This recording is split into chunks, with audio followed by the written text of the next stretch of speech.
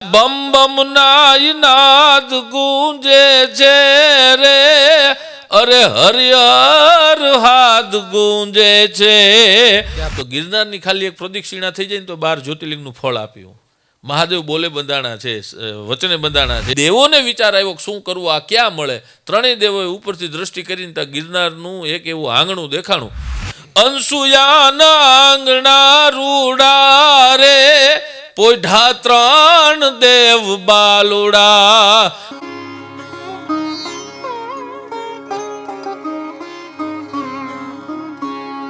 સાહિત્યની રસદાર કાર્યક્રમમાં સૌ મિત્રોનું ખૂબ ખૂબ સ્વાગત છે. અને ભારતીય સનાતન પરંપરાની અંદર મિત્રો સાધુ સંતો અને ખાસ કરીને જૂનાગઢ ગરવા ગિરનારનું સાનિધ્ય, અનેક સંતો મહાપુરુષો, એમના આશ્રમો, એમની જગ્યાઓ, હમણાં વાત કરેલી આગળની રચના ધનવાન ભાયડો મેં તો ધૂણા વાળો, એવી અનેક જે રચના છે જેમાંથી કંઈક મળે છે, કંઈક પ્રાપ્ત થાય છે. નજીક શિવરાત્રિ આવી રહી છે અને બાવલિયા ધૂણા દખાવીને બેઠા હોય છે. એમની ઉર્જા, એમની ચેતના ક્યાંક ને ક્યાંક આપણને આપી જતી હોય છે. ફરીવાર સાહિત્ય રસદારની અંદર શિવરાજભાઈ વાળા એક નવી રચના સાથે, નવી વાતો સાથે, ભક્તિમય વાતો સાથે, શિવની વાતો સાથે, સંતોની વાતો સાથે આપણી સાથે જોડાયેલા છે. શિવરાજભાઈ ખૂબ ખૂબ સ્વાગત છે. સાધુની તો અનેક વ્યાખ્યાઓ છે, અનેક પ્રકારની. ભક્તિને માર્ગે લઈ જઈ દેખાડે ભગવંત, ના કેવળ મંદિરના, એ તો મનના હોય મહંત, એનું જ નામ સંત. પ્રગટાવે અંદર અજવાળા, એનું જ નામ સંત. બહારની સાથે હોય ભીતરનો એક જ ભગવો રંગ. આવી અનેક સાધુની વ્યાખ્યા આ અમે અમારી મીડિયાની ભાષામાં કહીએ છીએ. સાધુની અનેક રીતે વ્યાખ્યા થાય. હવે તમે એકાદી તમારી પાસે ફરીવાર આખી રચના સંભળાવો દર્શક મિત્રોને, એનું વર્ણન, એનું માતમ તમારી શૈલીમાં. આમ તો વિજયભાઈ, ગિરનાર એટલે આપણી બધાની એવી કહેવત છે કે હિમાલયના દાદા છે. પછી જે ખોજ કરે છે એવા કેટલાય વૈજ્ઞાનિકો છે, એણે એવું કીધું કે ગિરનાર એટલે 3.5 કરોડ વર્ષ પૂરા થયા. આવો વિલખ છે. 3.5 કરોડ વર્ષ આ ભૂમિ માથે છે. અને સંતોની ભાષામાં કહીએ તો આ જેમ આપણે માઇકની અંદર બોલીએ ને આપણું ઇકો ફૂલ હોય તો એકનો એક આપણો વોઇસ છે એ 12 વાર ભટકાય.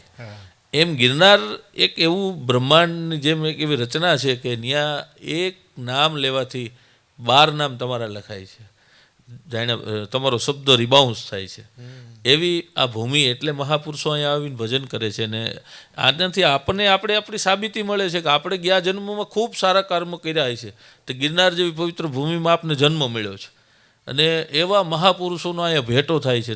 તમે કેટલી ગિરનારની એવી વાતો છે, અસંખ્ય. ઘણા એવું કહે છે કે અમે અંદર જઈએ તો કેવી ગુફાઓ છે, પાછી બીજી વાર જોવા નથી મળતી. જે અશ્વિની કુમારો જે આપણા પુરાણોમાં કીધા એ ગિરનારમાં ઘણાના દર્શનો થાય છે. અશ્વસામાં જે મહાભારતના યુદ્ધમાંથી બચેલા કેટલા યોદ્ધાઓ હજી ભજન કરે છે બેઠા બેઠા. આવા કેટલાય પુરાવાઓ મળે છે એમ. પણ જ્યાં શંકા નહીં, પૂરેપૂરો જેને ભરોસો બેસી જાય ને એમાં ગિરનારી મહારાજ એને પૂરેપૂરું આપે છે. એ 100%ની વાત. પછી આમાં બુદ્ધિનું કોઈ સ્થાન નથી હોતું એમ.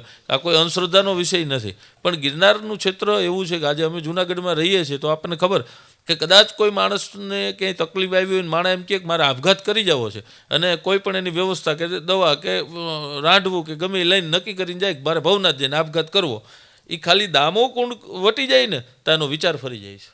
આવા તો હજારો કિસ્સાઓ છે કે ત્યાં જાય ત્યાં માણસનો વિચાર ફેરવી નાખે અને એને દેખાડી દે ગિરનારી મહારાજ કે તને આટલા જન્મના આ ગોટાળાના એટલા આટા માર્યા પછી માનવ દેહ મળ્યો છે, તો જીવી લેની, ભજવી લેની એમ. એટલે આવું આપણને સારું સાનિધ્ય મળ્યું છે. એટલે મને વિચાર આવતો હતો કે આ ગિરનારી મહારાજની આટલી આપણી માથે કૃપા છે. આજે જગતના ચોકમાં આપણે જે કાંઈ કોઈ ઓળખે છે ગિરનારની હિસાબે આપણને ઓળખે છે, તો ગિરનાર માટે આપણે કંઈક લખવું જોઈએ. અને આપણે કોઈ એવા મહાન વિદ્વાન કોઈ કવિ નથી, પણ ગિરનારની મહારાજને પ્રાર્થના કરી, મેં કીધું તમે કંઈક આપો તો હું તમારું કંઈક લખું એમ. તો ત્યાંથી જે મને આદેશ થયો ગિરનારની અંદરથી, અને મેં મારી રીતે 2-4-5 કડી ગિરનાર માટે મેં લખી છે, આપને સંભળાવું. એક સ્થળના દર્શન થયા છે મારી કવિતામાં. આપણું ગિરનાર કેવો છે કે જી બમ બમ નાય નાદ ગાજે છે રે, અરે હરિહર હાથ ગુંજે છે જ્યાં બમ બમ નાય નાદ ગુંજે છે રે અરે હરિહર હાથ ગુંજે છે અનભેદી ભણકાર જ્યાં વાગે અમે અખતરા કર્યા છે ગિરનારની અંદર અમે બેઠા હોય પાછળ આપણે મોરારી બાપુની જગ્યા છે લાલઢોરી ત્યાં અમારા મિત્રની એક જગ્યા છે એ ઉપર અમે બેઠા હોય તો ઘણી વાર એવું સંભળાય બૂમ અલગ એ જે સંભળાય એને એક ભેદી ભણકારો કહેવાય કે જે કોણ બોલ્યું હું છે એ ખબર જ ના પડે એટલે મેં આ કડીમાં કીધું ભેદી ભણકાર જ્યાં વાગે અરે ડણ કૂદે તો કેસરી ગાજે રે એક બી ગિરનારની ગાથા આવી ગિરનારની વાતું એ જ ગે બી ગિરનારની ગાથા રે ગિરનાર કેવો છે એનો આજે સરકારને પુરાવો આપવો પડ્યો ઓથેન્ટિક પુરાવો જેને આપણે કહી શકીએ દુનિયા આખીની માલિપા નદીઓ વધે ઝાડવાઓ વધે પથ્થર વધે એવું દુનિયા આખીમાં ક્યાંય ન હોય કે પાણો વધે પણ ગિરનારમાં આવો સરકારને આજે સ્વીકારવું પડ્યું આજે જે એજ્યુકેટેડ લોક છે એને પણ સ્વીકાર ત્યાં 5-20 રૂપિયા અત્યારે ટિકિટ છે ટિકિટ દઈને ત્યાં જોવા જવું પડે છે જે ધર્મને ઘણા આમ ટૂંકમાં સાઈડ કરે છે એને ત્યાં આવીને સ્વીકારવું પડે છે એટલે આ કડીમાં મેં કીધું શિલાલેખ વધતા જોયા અરે શિલાલેખ વધતા જોયા રે નવે નાથ બમતા જોયા નવે નાથના દર્શન ગિરનારની રવેડીમાં થાય છે એટલે નવે નાથ બમતા જોયા અન દિગંબર ડોલતા દેખી વર્ષોથી આ જુનાગઢની ધરતીમાંથી કેટલાય રાજ ફર્યા છે અહીંયા તમને કહું બાર બાબી આવ્યા રા કેટલા આવ્યા પણ હજી શિવરાત્રીનો મેળો અખંડ છે નવાબને પણ આયોજન કરવું પડતું હતું નવાબ પણ ત્યાં આવીને કુર્નિશ કરતા હતા એટલે મેં આ કડીમાં કીધું અરે દિગંબર ડોલતા દેખી કંઈક નવાબુ નમતા જોયા રે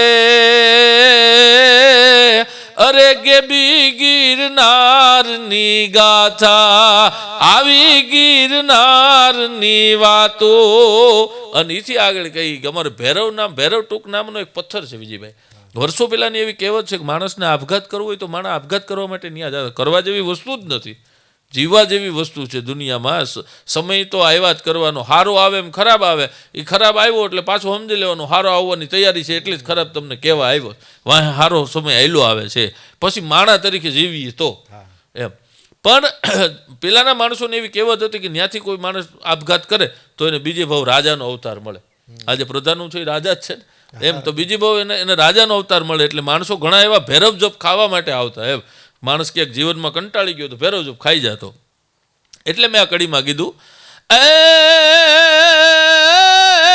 ભૈરવની ટૂંક છે રૂડી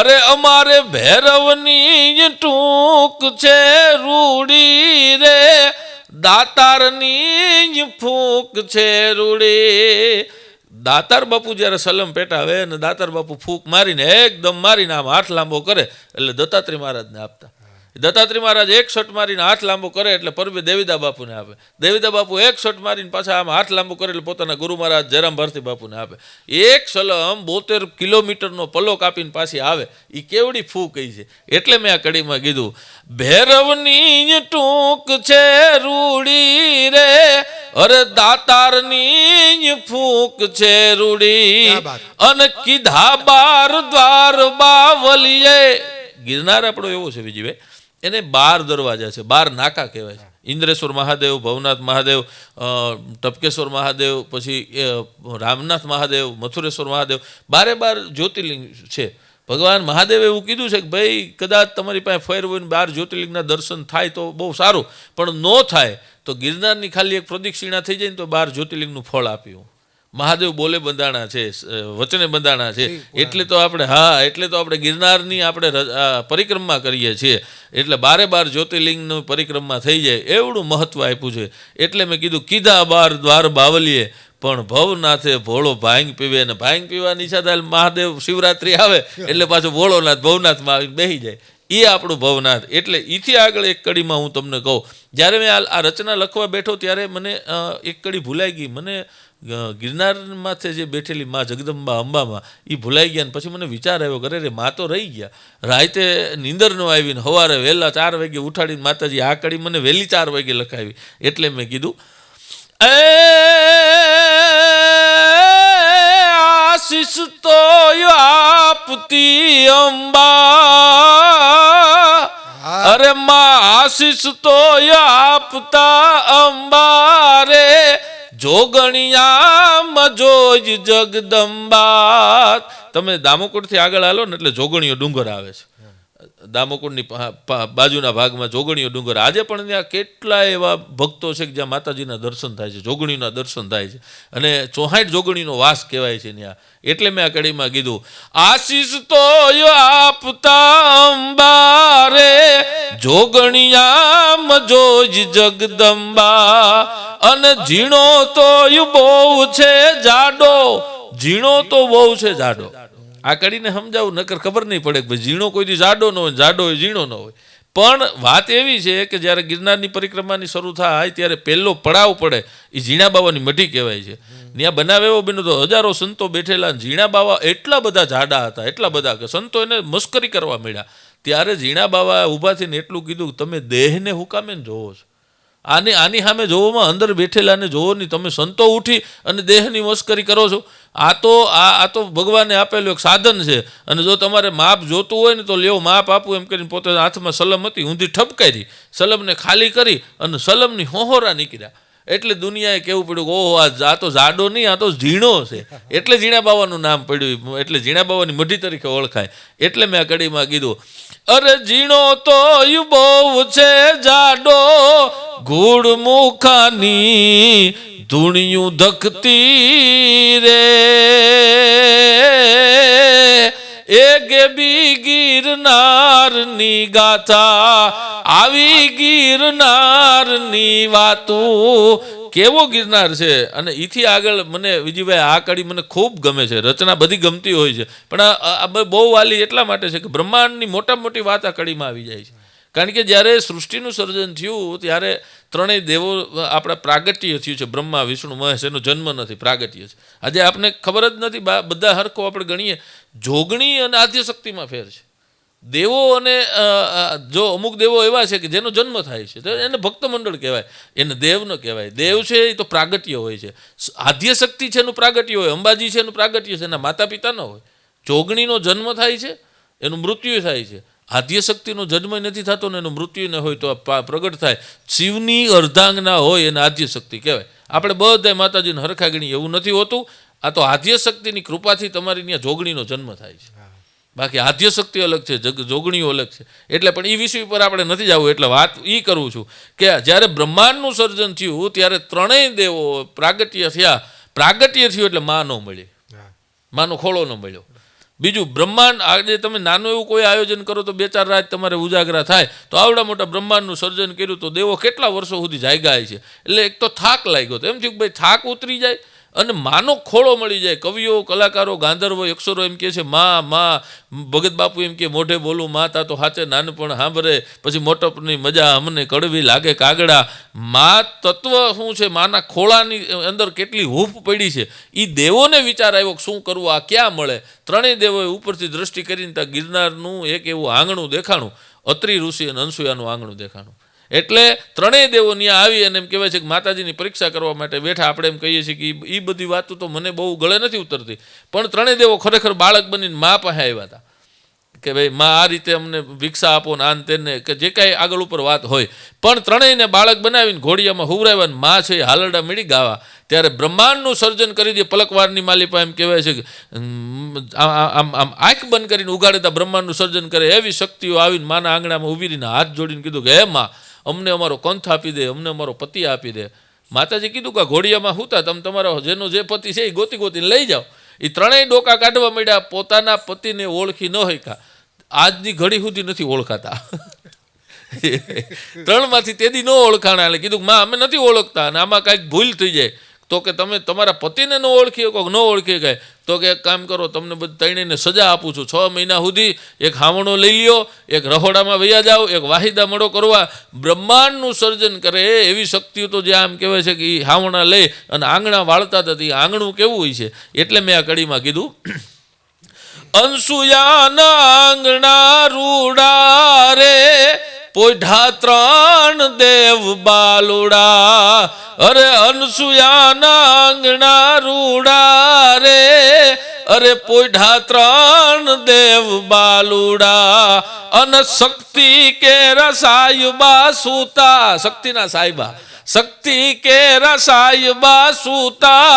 ભવા માગે પરથાર તો આપો રે,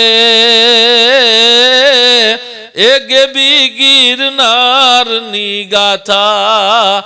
અને છેલ્લે વાત કરું તો દુનિયા આખીની કેટલી જગતમાં નદીઓ છે, મોટી મોટી નદીઓ, પણ આપણી જ નદીઓ અમુક એવી છે, માં ગંગાજી છે, યમુનાજી છે, જેનું ચરણ એમ કહેવાય છે કે હાથનું ચરણામૃત લેવું પડે.